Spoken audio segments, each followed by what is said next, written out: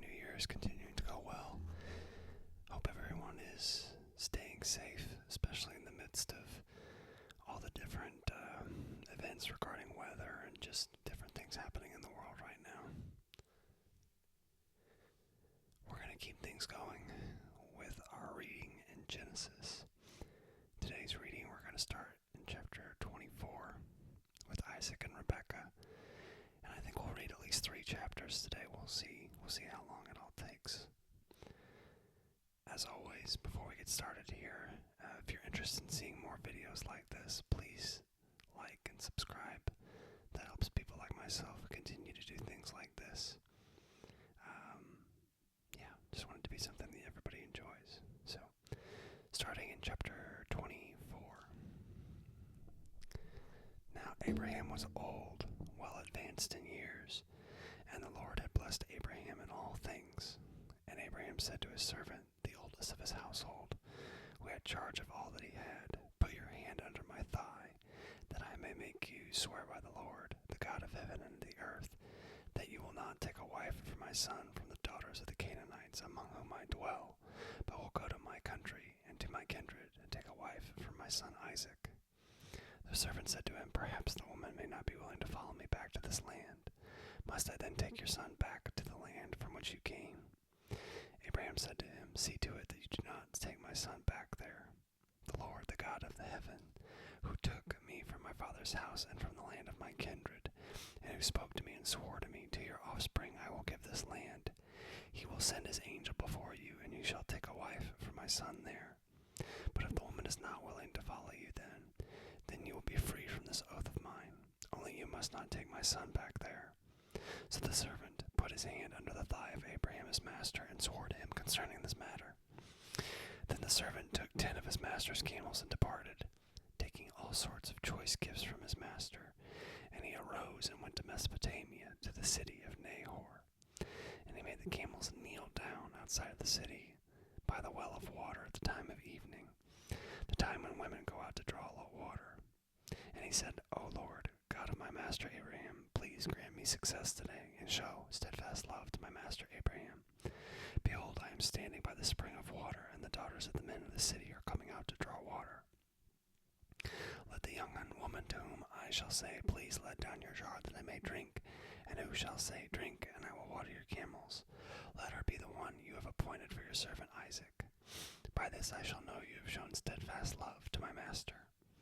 Before he had finished speaking, behold, Rebekah, who was born to Bethuel the son of Milcah, the wife of Nahor, Abraham's brother, came out with a water jar on her shoulder. The young woman was very attractive in appearance, a maiden whom no man had known. She went down to the spring and filled her jar and came up. Then the servant ran to her and said, "Please give me a little water to drink from your jar." She said, "Drink, my lord." And she quickly let down her jar upon her hand and gave him a drink. When she had finished giving him a drink, she said, "I will draw water for your camels also, until they have finished drinking." So she quickly emptied her jar into the trough, and ran again to the well to draw water, and she drew for all of his camels.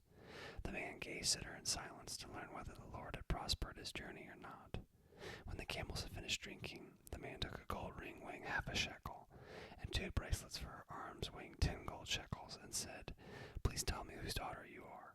Is there room in your father's house for us to spend the night?" She said to him, "I am the daughter of Bethuel, the son of Milcah, whom she bore to Nahor." She added, "We have plenty of both straw and fodder, and room to spend the night." The man bowed his head and worshipped the Lord, and said, "Blessed be the Lord, the God of my master Abraham, who has not forsaken his steadfast love and his faithfulness toward my master. As for me, the Lord has led me in the way to the house of my master's kinsman." Then the young women ran and told their mother's household about all of these things. Rebekah had a brother whose name was Laban. Laban ran out to the man to the spring. As soon as she saw the ring and the bracelets on her sister's arms, and he heard the word spoke of Rebekah his sister, "Thus the man spoke to me," he went to the man. And behold, he was standing by the camels at the spring. He said, "Come in, blessed of the Lord. Why are you standing outside? For I have prepared the house and a place for the camels."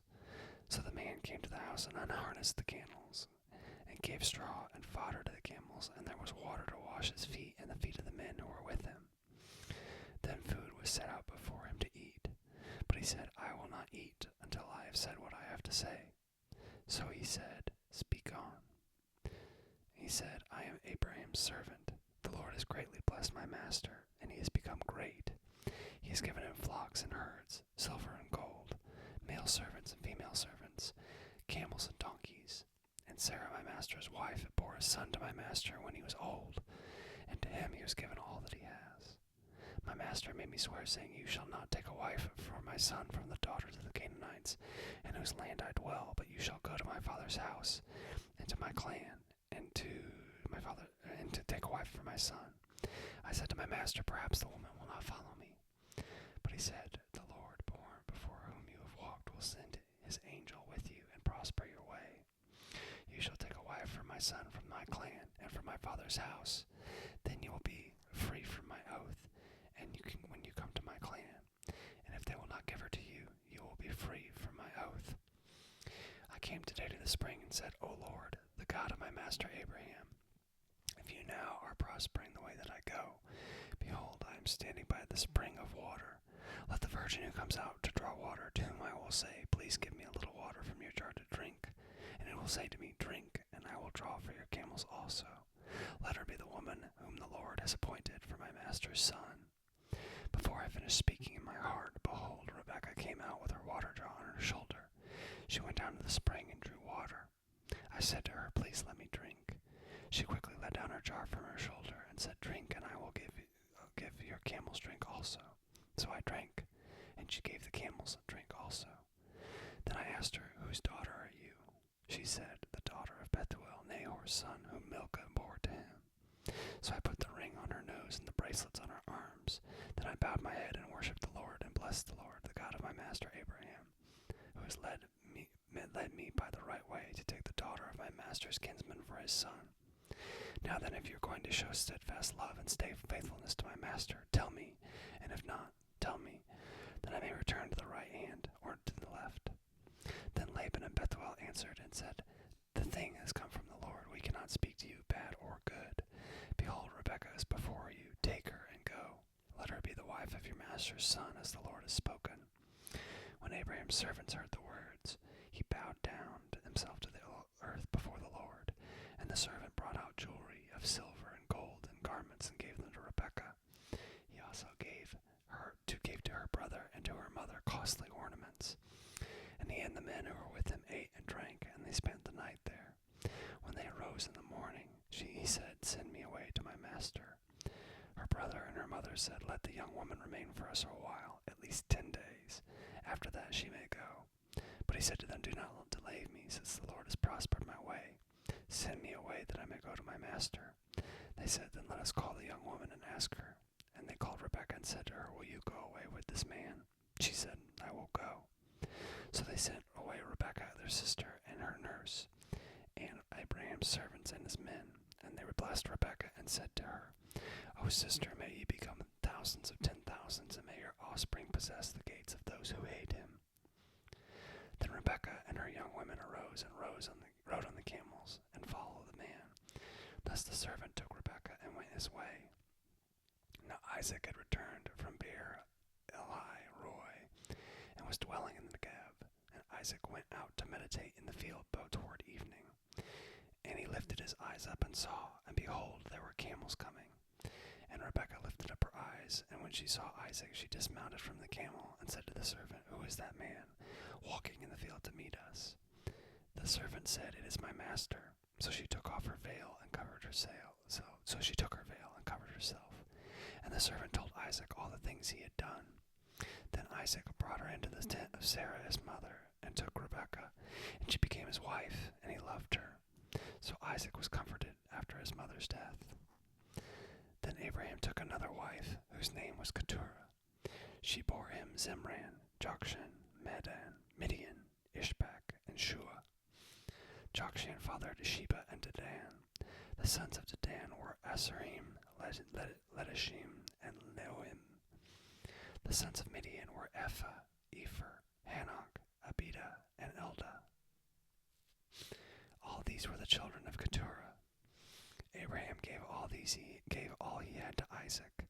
But to the sons of his concubines he gave gifts, and while he was living he sent them away from his son Isaac, eastward to the east country. These are the days of Abraham's life, 175 years. Abraham breathed this last and died in a good age, an old man and full of years, and was gathered to his people. Isaac and Ishmael, his sons, buried him in the cave of Machpelah, in the field of Ephron, the son of Zohar the Hittite, east of Mamre, the field that Abraham purchased from the Hittites. There Abraham was buried with Sarah his wife. After the death of Abraham, God blessed Isaac his son, and Isaac settled at Beer-Lahai-Roi. These are the generations of Ishmael, Abraham's son, whom Hagar the Egyptian, Sarah's servant, bore to Abraham. These are the names of the sons of Ishmael, named in the order of their birth: Nebaioth, the firstborn of Ishmael, and Kedar, Adbeel, Mibsam, Mishma, Duma, Massa, Hadad, Tema, Jeter, Naphish, and Kedema. These are the sons of Ishmael, and these are their names by the villages and by their encampments, 12 princes according to their tribes. These are the years of the life of Ishmael, 137 years. He breathed his last and died, and was gathered to his people. They settled from Havilah to Shur, which is opposite Egypt in the direction of Assyria. He settled over against all his kinsmen. These are the generations of Isaac, Abraham's son. Abraham fathered Isaac, and Isaac was 40 years old when he took Rebekah, the daughter of Bethuel the Aramean from Paddan Aram, and the sister of Laban the Aramean, to be his wife. And Isaac prayed to the Lord for his wife, because she was barren, and the Lord granted his prayer, and Rebekah his wife conceived. The children struggled together within her, and she said, "If it is thus, why is it happening to me?" So she went to inquire of the Lord, and the Lord said to her, "Two nations are in your womb, and two peoples within you shall be divided. The one shall be stronger than the other, and the older shall serve the younger." When her days to give birth were completed, behold, there were twins in her womb. The first came out red, all his body like a hairy cloak, so they called his name Esau. After his brother came out with his hand holding Esau's heel, so his name was Jacob. Isaac was 60 years old when she bore them. When the boys grew up, Esau was a skilled hunter, a man of the field, while Jacob was a quiet man, dwelling in tents. Isaac loved Esau because he ate of his game, but Rebekah loved Jacob. Once when Jacob was cooking stew, Esau came in from the field, and he was exhausted. And Esau said to Jacob, "Let me eat some of that red stew, for I am exhausted." Therefore his name was called Edom. Jacob said, "Sell me your birthright now." Esau said, "I am about to die, so what use is a birthright to me?" Jacob said, "Swear it to me now." So he swore to him and sold his birthright to Jacob. Then Jacob gave Esau bread and lentil stew, and he ate and drank and rose and went his way. Thus Esau despised his birthright.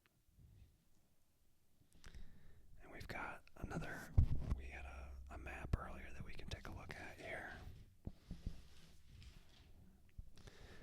It says the journeys to Paddan Aram. We'll take a look at this here real quick.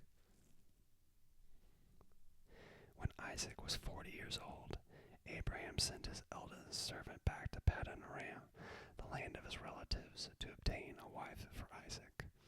The servant found Rebekah, the granddaughter of Abraham's brother Nahor, and brought her back to Isaac, who was living in the Negeb. Later Jacob would make the same journey as he fled from his brother Esau. So, a little bit of foreshadowing for you there, but let's take a look at this map itself. So, we're looking here at modern day Israel here. We got the Mediterranean Sea, and then a few places that have been mentioned. Oh, I'm sorry, we're not in Israel. This is Damascus, so this is Syria up here, so we're further north. So that's going to be further down here. Israel's going to be further down here. So you've got Hebron here, Jerusalem, the future Jerusalem down here, Damascus. So this is Syria, Tyre here. And then the journey itself.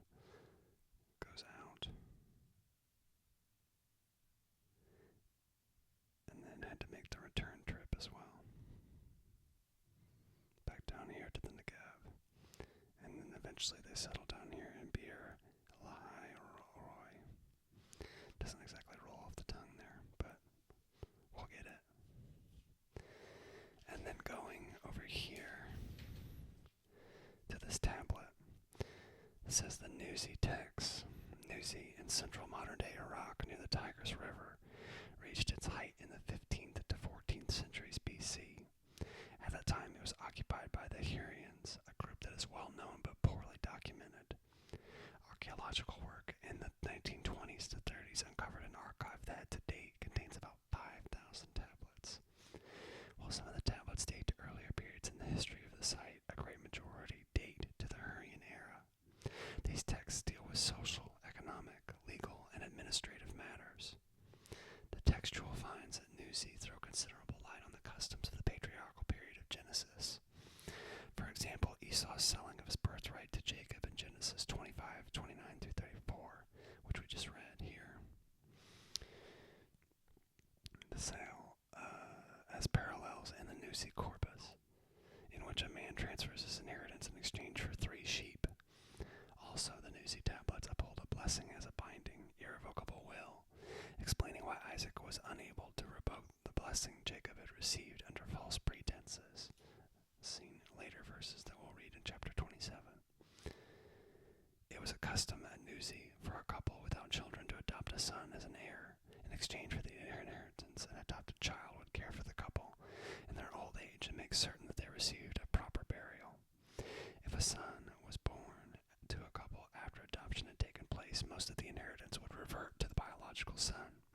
These practices are reminiscent of Abram's adoption of Eliezer at Damascus as his heir in light of Sarai's barrenness, back in chapter 15. According to the laws of Nuzi, family gods were critical to the rights of inheritance. Possession of them was symbolic. The one holding them was considered the rightful heir of inheritance, explaining why Laban was so exercised over the loss of his household gods when Jacob fled from him. Laban, in fact, was less concerned about losing his relatives and flocks than he was about his household gods. So that's an interesting little tidbit there. And it just shows how some of the things that, while they may not necessarily make sense, like the sale of the birthright and the consequences of it and not being able to revoke it, it may not make sense, especially through the modern lens, but it shows that at least contextually that's something that was happening in the era, or it was not unheard of in the era. A biblical concept confirmed by a secular source for the era. There's a bit of a changing of gears to the narrative now shifts to Isaac. We'll be talking about Isaac for the next little bit. So I think this is a good place to stop for this time at least. But for those of you who continue to join and watch these videos, can't tell you how much I appreciate it. I hope it's something you continue to enjoy. As always, feedback is welcome. I'm constantly trying to make these videos something worthwhile for everyone to watch, whether it's an escape, a way to relax, a way to sleep, whatever the case may be. I hope it's something that you enjoy, and if it's something you'd like to see more of, please like and subscribe, and that allows people like me to continue to make things like this. So, with that, we'll go ahead and draw this video to a close, call it a day, and we'll see you next time. We'll pick up next time with another video in the anatomy series.